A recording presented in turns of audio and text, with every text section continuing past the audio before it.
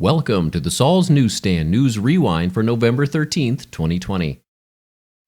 An op-ed from 60 Plus Chairman Jim Martin states, an evil COVID policy for seniors. Pollsters made hay during the 2020 election cycle by predicting that senior citizens would vote en masse for former Vice President Joe Biden. It didn't happen. Like almost every other survey, they were wrong, and exit polling shows a majority of seniors supported Donald Trump on Election Day, albeit by a smaller margin than in 2016. Despite the fact that the presidential results remain in question and will for some time, Biden has announced his plans for combating the coronavirus, an issue that was said to move more older voters to Biden. Among the appointees to Biden's COVID-19 task force is Dr. Zeke Emanuel. Dr. Emanuel is not an epidemiologist. He is not a virologist. He is an oncologist, so his appointment to a task force is quizzical. Perhaps his appointment is better explained by the fact that Zeke is the brother of former Obama White House Chief of Staff and former Chicago Mayor and all-around Democratic operative, Rahm Emanuel. Dr. Emanuel's political connections are not the problem. The problem is that he doesn't seem to care much for seniors. According to the good doctor, people who are older than 75 are, quote, no longer remembered as vibrant and engaged, but as feeble, ineffectual, even pathetic, end of quote. Not only are seniors pathetic, Dr. Emanuel continued to opine that, quote, by 75, creativity, originality, and productivity are pretty much gone for the vast majority of us. End of quote. You can read the full, enlightening op-ed by clicking on the link in the description below. CBS News reports, Georgia's Secretary of State announces hand recount of presidential race.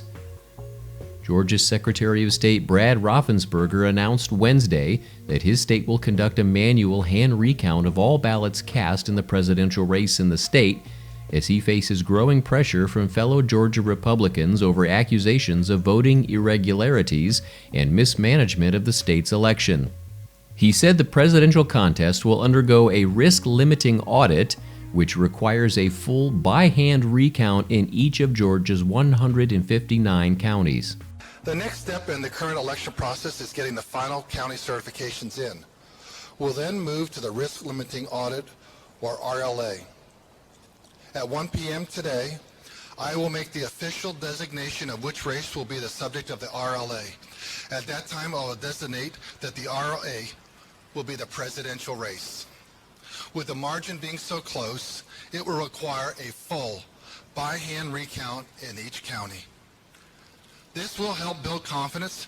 It will be an audit, a recount, and a recanvass all at once. It will be a heavy lift, but we will work with the counties to get this done in time for our state certification. Raffensperger's latest announcement comes after the Trump campaign and the Georgia Republican Party sent him a letter on Tuesday requesting a manual hand recount of all ballots cast in the state before it certifies its results. In the campaign's letter to the Secretary of State, the Republicans allege voting discrepancies and statewide errors.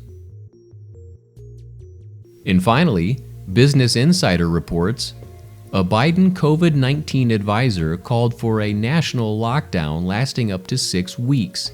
The U.S. has a big pool of money to pay for any lost wages. Michael Osterholm, an influential COVID-19 advisor to Joe Biden, on Wednesday called for a 4 to 6 week nationwide lockdown in the U.S. to help drive down coronavirus infections. Osterholm, part of the 13-person COVID-19 advisory panel that Biden announced on Monday, told Yahoo Finance on Wednesday that the U.S. had a big pool of money to help pay for people's lost wages and get the economy back on track during a lockdown while a vaccine was being rolled out. We have a big pool of money out there that we could borrow at the historic low interest rates by the federal government. We could pay for a package right now to cover all of the wages, lost wages for individual workers, for losses to small companies, to medium-sized companies, for cities, states, county governments. We could do all of that. If we did that, then we could lock down for 4 to 6 weeks. And if we did that, we could drive the numbers down like they've done in Asia, like they did in New Zealand and Australia. And then we could really watch ourselves cruising into the vaccine availability in the first and second quarter of next year and bringing back the economy long before that. Osterholm was appointed to Biden's 13-member COVID-19 advisory board on Monday, along with other leading health experts such as David Kessler, the former Food and Drug Administration commissioner, and Dr. Zeke Emanuel. Biden said in a statement that the board will, quote, help shape my approach to managing the pandemic. And that concludes your Saul's Newsstand News Rewind for November 13th, 2020. For more political news faster, visit saulsnews.com.